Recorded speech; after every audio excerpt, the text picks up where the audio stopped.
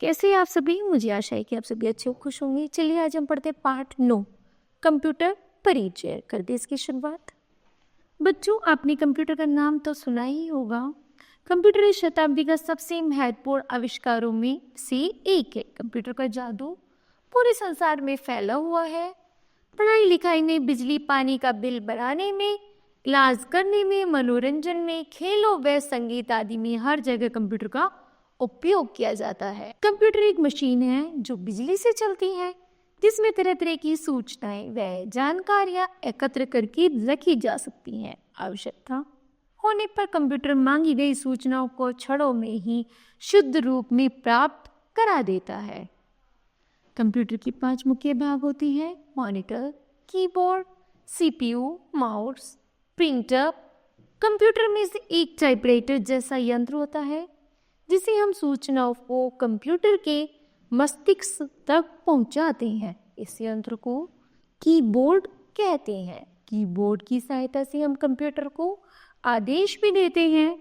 अब तो एक और सरल यंत्र माउस से भी आदेश दिए जा सकते हैं। सूचनाएं तथा आदेश कंप्यूटर के मस्तिष्क में पहुंचते हैं। कंप्यूटर के मस्तिष्क को सीपीयू कहते हैं। सीपीयू अत्यंत तीव्र गति से सूचनाओं को विश्लेषण करता है।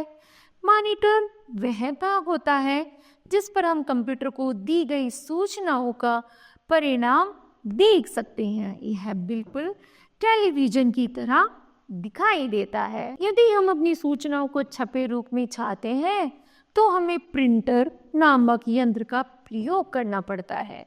आपके द्वारा पढ़ी जा रही किताबें भी प्रिंटर से ही छपकर आती हैं।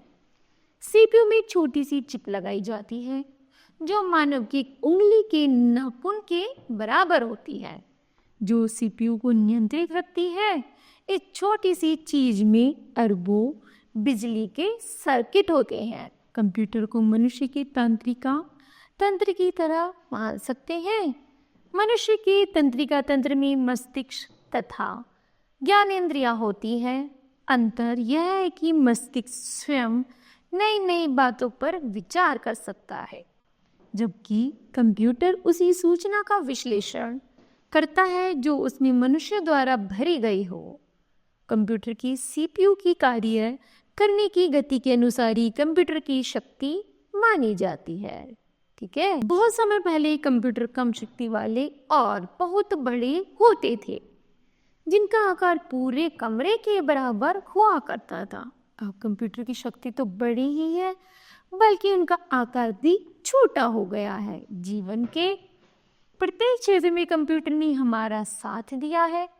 जो काम पहले घंटों में हुआ करता था, आज वही काम मिनटों में हो जाता है। अब तो कंप्यूटर हमारे जीवन की मूल आवश्यकता बन गया है। हमें इसका सदुपयोग करना चाहिए और इसको चलाना सीखना चाहिए। बच्चों और बड़ों के मनोरंजन के लिए तरह तरह के कंप्यूटर खेल विकसित किए गए हैं। इन्हें टीवी के पर्दे पर रिमोट की सहायता से खेला जा सकता है। आने वाला युग कंप्यूटर का ही युग होगा। भारत की कंप्यूटर विशेषज्ञ विश्व में प्रसिद्धि प्राप्त कर चुके हैं। तो बताओ बच्चों, इस पाठ से क्या शिक्षा मिलती है? तो इस पाठ से हमें शिक्षा मिलती है कि हमें कंप्यूटर का कैसे उपयोग करना है और कैसे इसको चलाना सीखना है और कैसे अपने जीवन में इसका प्रयोग करना है। ठीक है, चलिए तो अब बताइए। मुझे आशा है कि यह पाठ आपको अच्छे से समझ आया होगा। धन्यवाद।